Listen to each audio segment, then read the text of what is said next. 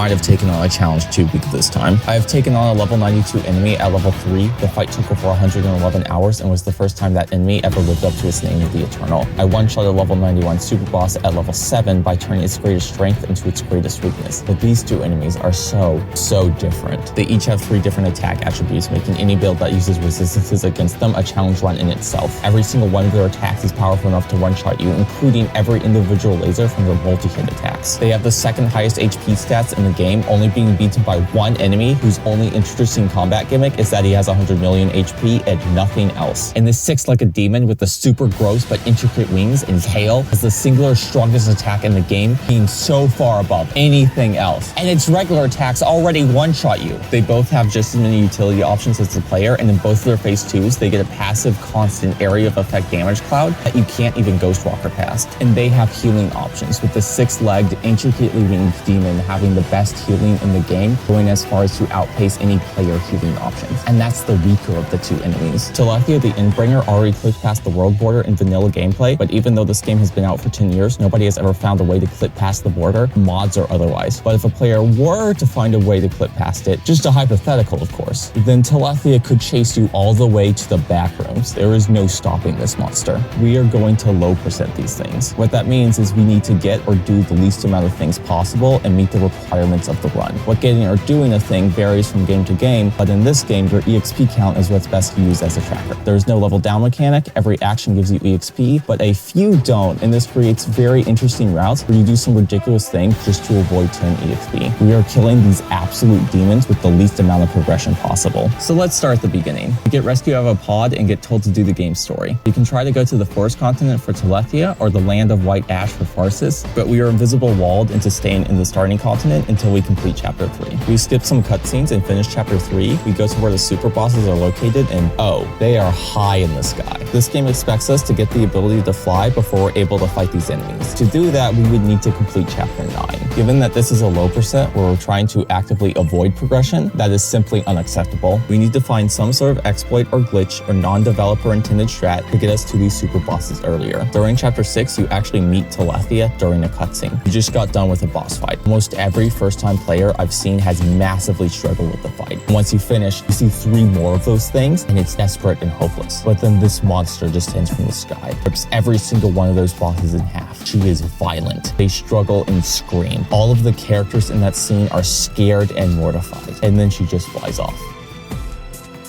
A character makes a jest to calm everyone down. Well, I think I could have taken it. This is the devs very directly telling us we can't take this thing on and live. But what if for the first time in this game's history, we did take it on? The exact build we have on when this character says the line. Let's slow down. We just skip straight to talking about chapter 6. People who have beat this game before are following. The people who have seen my previous 2 videos are kind of following. The completely new viewers are lost. They understand that these super bosses sound like tough enemies. The game apparently breaks its story up into chapters, and apparently the specific point in chapter 6 is important to this low percent. And also the game expects us to complete chapter 9, but we're going to use some sort of glitch to bypass that. Maybe chapter 6 is important because it unlocks something needed for that glitch. Yes, it unlocks the ability to drive around in a mech, and there's a glitch that allows us to get to places we shouldn't be able to yet. Let's quickly fly through explain chapter 1 through 3, as there's no differences between a vanilla playthrough. Opening cutscene, the earth blows up. That's how this game starts. Instead of everyone is here, everyone is dead. You then wake up from a pod and watch this opening cinematic cutscene. You then do an easy first boss fight and watch another good cinematic.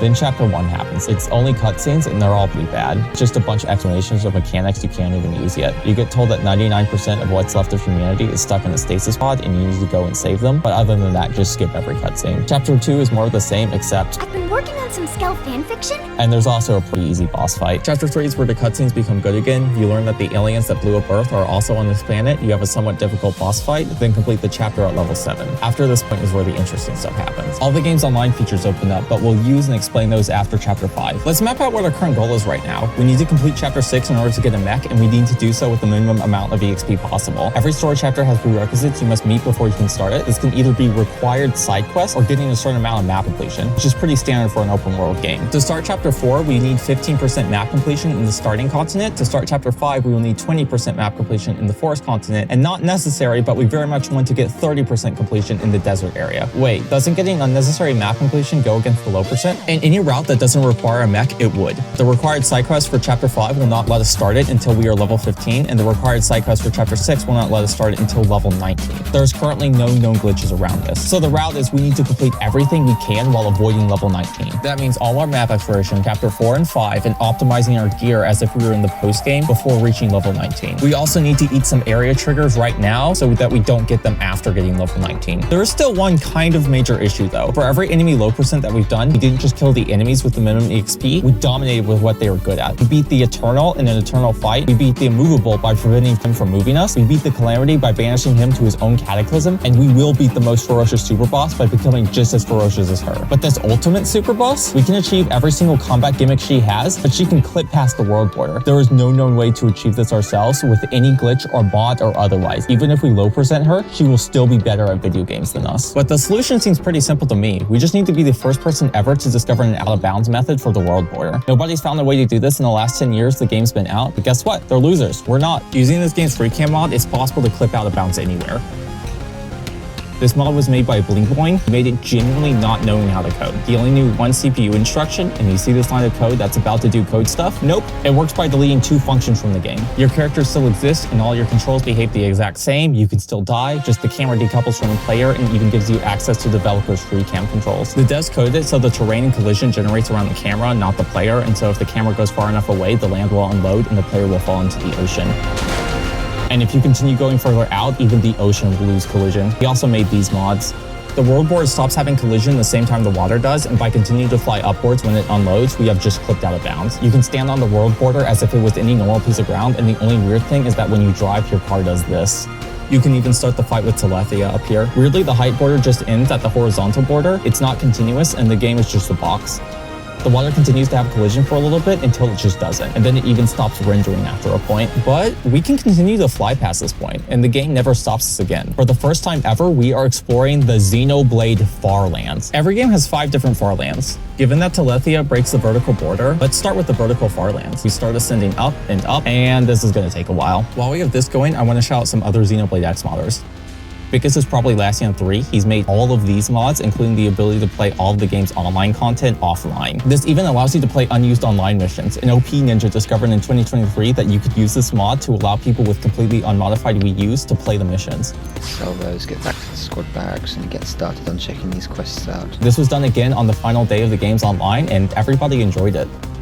Yeah, these are the bug squad missions. Like, most squad missions only go up to level 60, but these ones are bugged. And I guess they just were closed off for original release. Instead, we have these now, which are fun little extras. Telethia and made the unused content mod, which restored all of the game's unused mechs and time attack bosses. Interestingly, this mech is used in promotional material and is finished and fully coded in the game's files, but can't be accessed without mods. Telethia is also the guy who discovered how to force spawn the rarely online raid boss using Lassion's 3 ticket multiplier mod. Moose Hunter made a tool to edit this game's BDAT and maintains a website to view all its information. Fermentif is a Breath of the Wild modder, and he's currently working actively on that game's VR mod right now, and is the one who made this game's 60 FPS mod. Minimax made the XTX Gecko application, which is still the best cheat client for the game, even though it hasn't received an update in over 4 years. Mastor and Light539 made the cheat engine port of XTX Gecko for PC players. These people have contributed these mods. There is one mod I have never seen anybody talk about, and it's a shame because it's good. The creator is Fab6X, and it's a balance mod for a lot of this game. It takes some work from Freefan's cut content mod, and then implement several gameplay tweaks. Lastly, there's an archipelago randomizer being made by Maragon. It's been in development for multiple years, but is almost complete. When it gets completed, I will be making a video about it and may even do a race with the creator. Back to the Farlands, and then after this, the actual challenge run you click for. For normal speed is going to take too long, so I developed a flight speed multiplier mod. So instead of 30 hours, we can get to the Farlands in 30 seconds. Flying up to the vertical Farlands, the first thing that happens is our weapons get jittery, then more jittery, and our camera also gets jittery. Then this specific weapon starts to elongate along the y-axis, then some of our weapons start to detach from our frame. The weapon elongating becomes very extreme very quickly. Our flight trail begins to detach and it progressively gets more and more broken. The weapon detachment and camera jitter get even more extreme. If we switch back to free cam, it no longer moves up or down. Things also just start popping in and out of existence. Lastly, all our weapons move below us and our camera has a really bad time tilting forwards or backwards. For the horizontal Farlands, this weapon elongates on the x-axis instead of the y. The camera doesn't jitter, but if you get far enough out, it becomes completely impossible to tilt left or right, and tilting up or down zooms you instead. Free cam can still tilt left or right, but no longer decouples the camera from the player. Your weapons also start getting squished together, and the game also tries forcing you into always facing south. Double horizontal is the same thing, except the weapons get destroyed on both the X and Z axis. Horizontal plus vertical Farlands more closely follows what vertical is like, except warps the weapon on both the X and Y axis, and the camera gets messed up in all the ways of both the vertical and horizontal Farlands.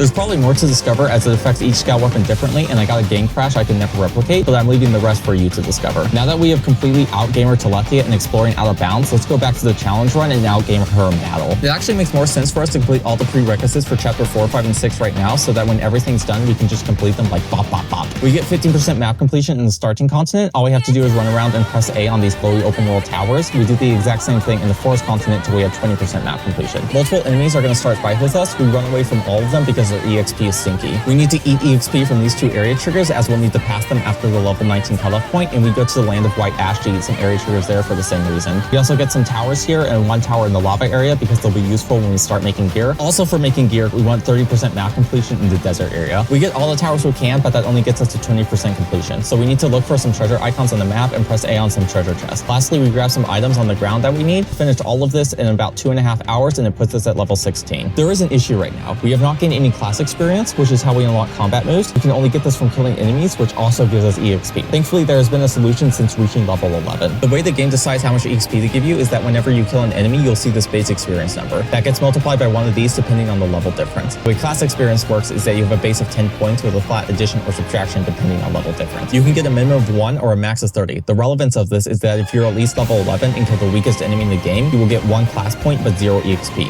We can master every single job class in the game and not gain a single EXP. This gives us every passive combat ability, unlocks every weapon type, and gives us the majority of combat moves in the game. After multiple IRL days of slaying insects, we can now make whatever build you want and have completely busted this low percent wide open. If you want to master every job class in the casual playthrough, Sandsprint Cavity is best on Wii U. Currently unknown what's best on Switch, but on March 20th launch day, I will be doing a speedrun stream to master every class in less than 24 hours. So we'll see. Also, given that you get less class points for every level you have, the game actually becomes easier if you're locked at level 1, and starting at level 60 is a challenge run. I am being fully serious right now. We then very quickly complete chapter 4 and 5, and after chapter 5, the game gives us the most important combat mechanic in the game, Overdrive.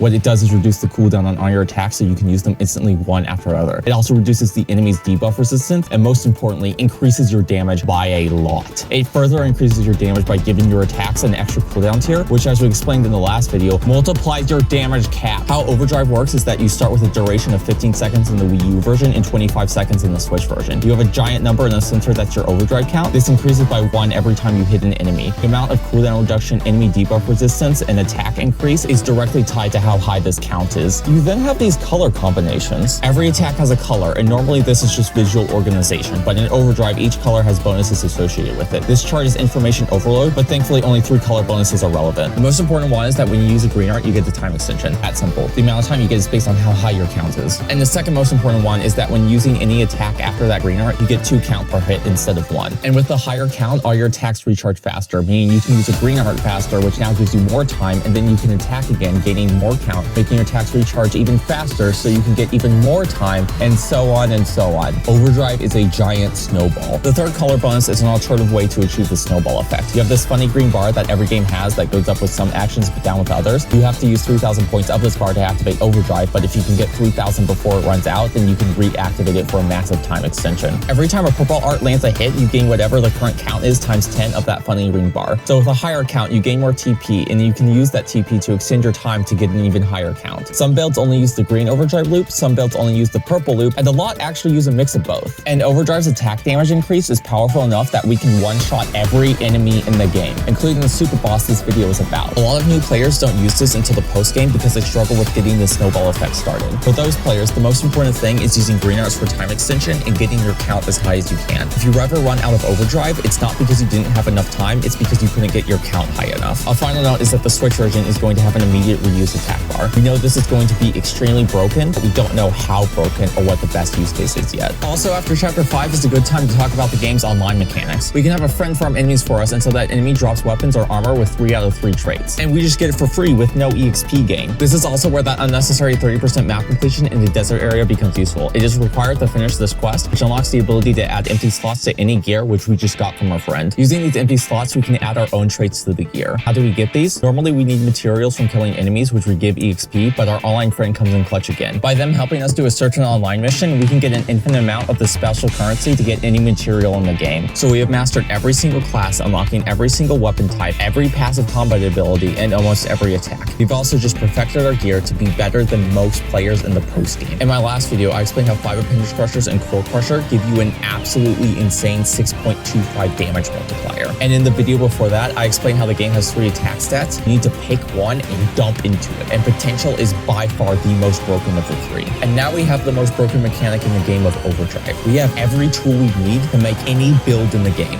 whatever the hell we want. Let's explain what the best build is, and we're gonna start by explaining the best weapon and expanding from there. It's dual guns. There is no second place or third place or fourth or fifth. Dual guns are just that much better. They have the second highest DPS in the game, and they have the singular best defensive option, allowing them to dodge any attack. On top of this, they have the best utility options in the game. Primer is the second best green art in the game. It has immediate reuse for even more overdrive time extension, gives TP, and even gives a slight damage buff. 0-0 is a 10-hit attack with an extremely fast animation. That is a plus 20 count in combination with a green bonus. This is the second best count gain tool in the game. They have the attack Sky High, which lets you walk in the air and is a massive time save against Telethia and the 100% speedrun. Combat Limbo gives a flat time extension to all buff statuses, meaning you can spend more time attacking and less time reactivating buffs. Also, when you die and get revived, you temporarily become invincible. Want to guess how that's coded? Yep, it's a buff and you can have infinite invincibility. Last utility option is Early Bird. It's good, but not great, awesome, outstanding, amazing! What it does is give a plus 80% chance of landing a critical hit, and in combination with Primer multiplies your critical damage bonus by 8. In any other Xenoblade, this would be the best buff in the game, but in XCX, it's alright. To explain the damage calculation in the simplest way I can, take your attack stat, multiply it by the art scaling number, then add your weapon's power at the end. This is your base damage that gets multiplied. Some very rare XCX player might notice that your total range/melee attack stats are your attack stat plus the weapon power, so if the damage calculation multiplies the attack stat first, then what's the total range/melee attack used for? Nothing!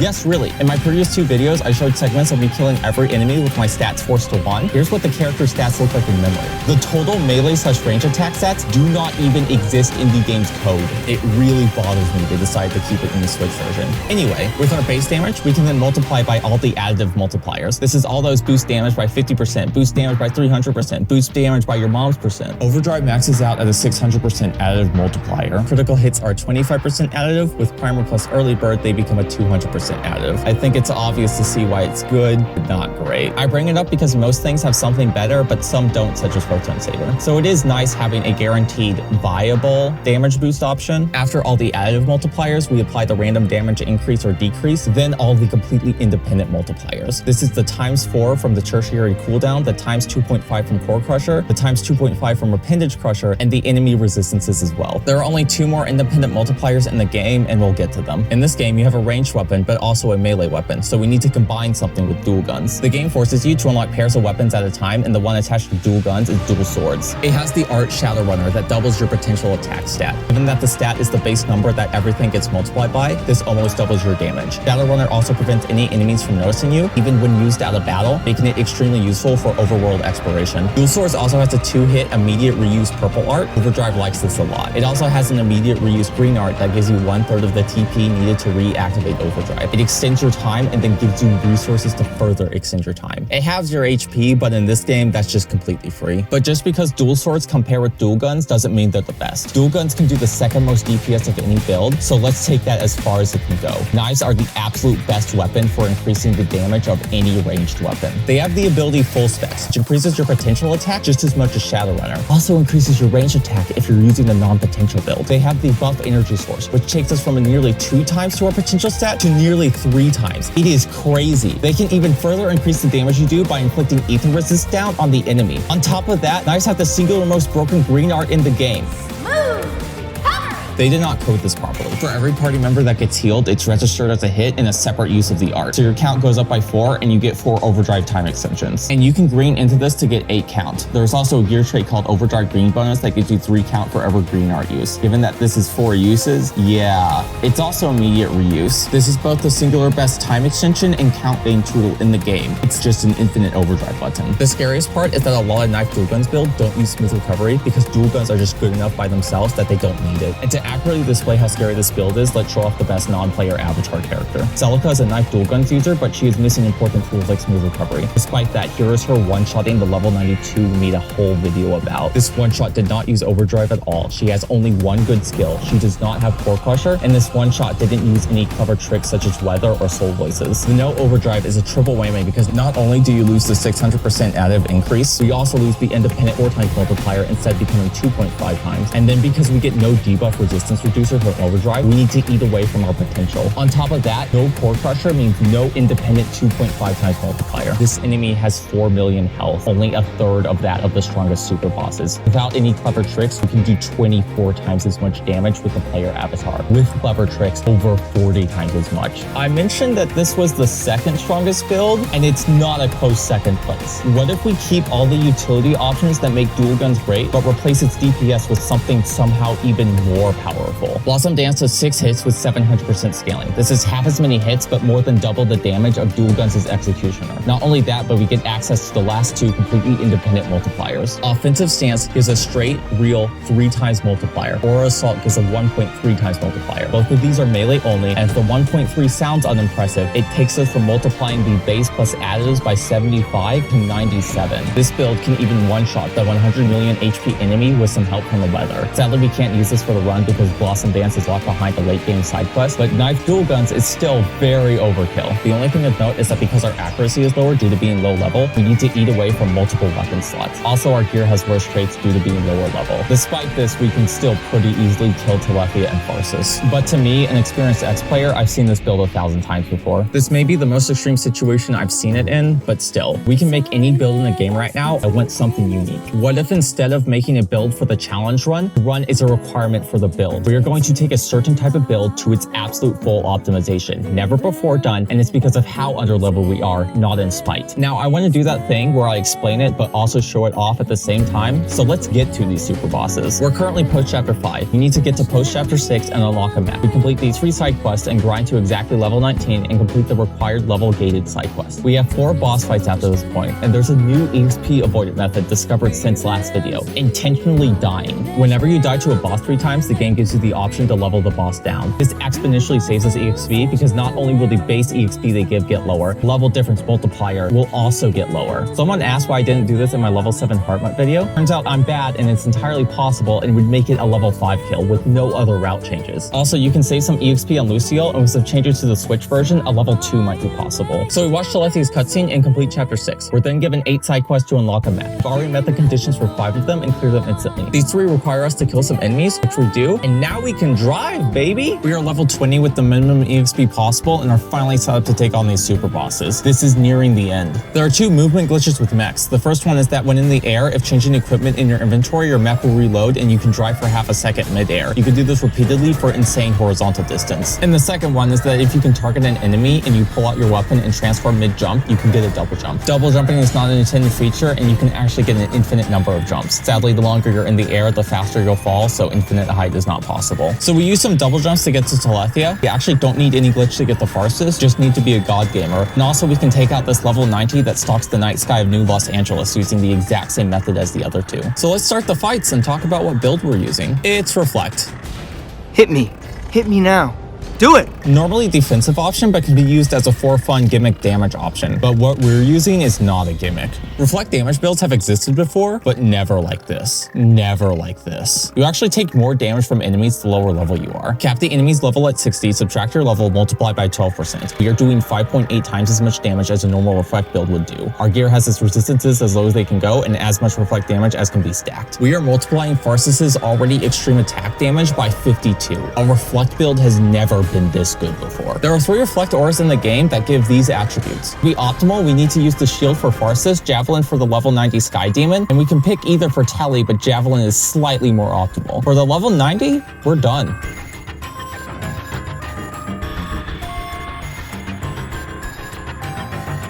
Our reflect build has never two-shotted like this before. As for Pharsis and Telethia, reflecting 1 element is not enough. Thankfully, we can reflect more elements by adding gear traits. We can get 1 on our chest piece, and we can add another 1 by equipping it. You cannot craft these augments, they only drop from specific enemies, but thankfully can be treasured out. What enemies drop Ether and Gravity Reflect? Oh my god, what type of catch-22 is this? Also, Telethia has Reflect of her own. If you're curious what happens when 2 reflects go against each other, nothing. The last thing is that some of these super bosses' attacks completely ignore reflect, so we need to equip in order to dodge those attacks. Getting in and out of your scale will also dodge attacks. So we take 3 minutes to kill Pharsis.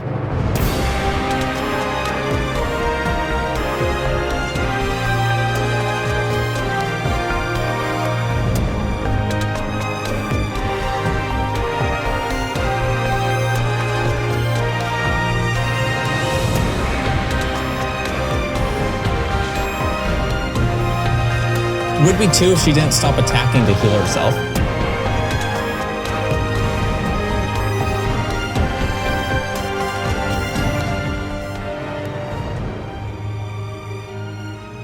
And we take Telethia out in about 10 minutes.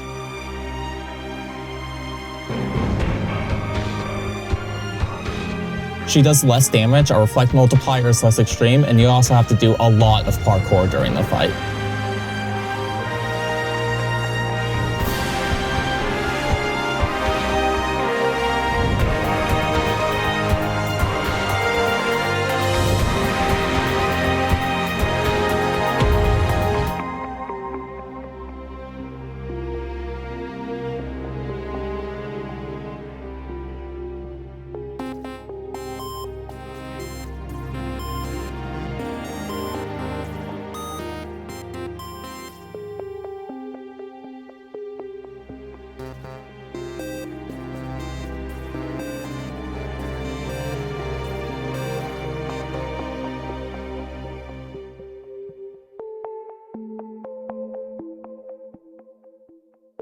If you want to see the full unedited fights, check the description.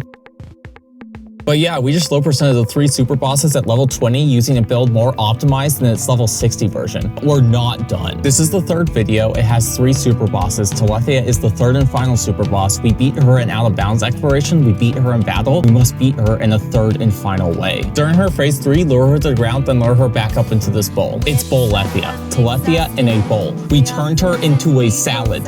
The video is not over yet. There are 3 more segments. Talking about future low percents, an announcement for the Xenoblade X community that you all should be very interested in, and an announcement for the channel. I will not be doing any more low percents in the near future because there's other more impressive stuff I want to do for the Switch release. I'm going to put the future of XEX's low percent in your hands. Any enemy you are interested in, please make a low percent of it. There are 4 that I'm interested in. The first one is this level 10 in the starting continent. It is genuinely harder to low percent than the ultimate super bosses we just took out. Yes. It is meant to be a tutorial enemy for weapon ranges. It's too far in the water to start a fight with, but it's next to where you get Lao, who is a sniper rifle user, so the player is supposed to put 2 and 2 together. Nobody experienced this tutorial because it's too subtle, and by making this super precise jump, you can completely skip the mechanic it's trying to teach. It has a pretty complex attack pattern, and given you can fight it as soon as level 2, you have no resources to deal with it, so an actually complex win condition. There's this level 81 monkey that every Xenoblade has that would have its own unique low percent. In fact, almost every starting continent enemy would have a unique low percent. There's this level 60 robot in the forest continent who's a troll enemy. New players see it and go, "What is that? I gotta check it out," and then die. Then when they get the Ares 90, they think they finally got it, but their attack gets reflected and they die again. It's actually really funny how it trolls you twice. And finally, this level 94 in the lava continent. You need to access this using the sky high glitch, and then the enemy you have to do this against doesn't cooperate. You have Brimstone Rain dealing constant damage, and you can't even kill the level 84 you used to start the fight because that would give you EXP killing the run. You can't get sky high on your avatar until chapter 7, but but Fog can use it as soon as Chapter 4 and the player reaching level 13. You need to use Aura Rapid cooldown and secondary cooldown reducer to make no Overdrive viable. Now for the community announcement, which might interest you. There is a new Xenoblade X Discord server. It's very well put together, it offers full bilingual English and Spanish support, and it's making some super nice looking documents about the Wii U leaderboards to get new players caught up as fast as possible. Heavy Hitter is almost done, Time Attack is in the making, and more documents are planned for the future. They just made some low optimization tasks for the game's Time Attack missions. These are the first tasks the game has ever received, and there are plans for high optimization tasks for the Switch version. They even discovered how the JP player got this time. There are plans to fork the Poppybot and add new commands to it, and to also have weekly archives of the Switch version's leaderboards. You can also advertise your own Xenoblade X servers here with the intention of helping the community grow. This is not my server, I don't even have mod permissions, it's just well crafted and I want more people to know about it. You can even ask me or other players just as good as me questions about the game. The final announcement is that I'm opening up a Patreon. These videos take way too much effort and time. I've been putting in some 12-hour workdays just to get this out by the 20th. I'm sorry, but I've got to do the Patreon thing. Doing these for free is not sustainable. So if you like the content and want to see more, consider donating. For $3, you'll gain access to some clips that are kind of interesting but can't fit into a full video. And for $5, you'll be able to see fully edited portions of my next video before I finish it. But the biggest thing is that you'll be the only reason videos like this can exist in the future. But that's all for today. See you on the 20th for the Switch release.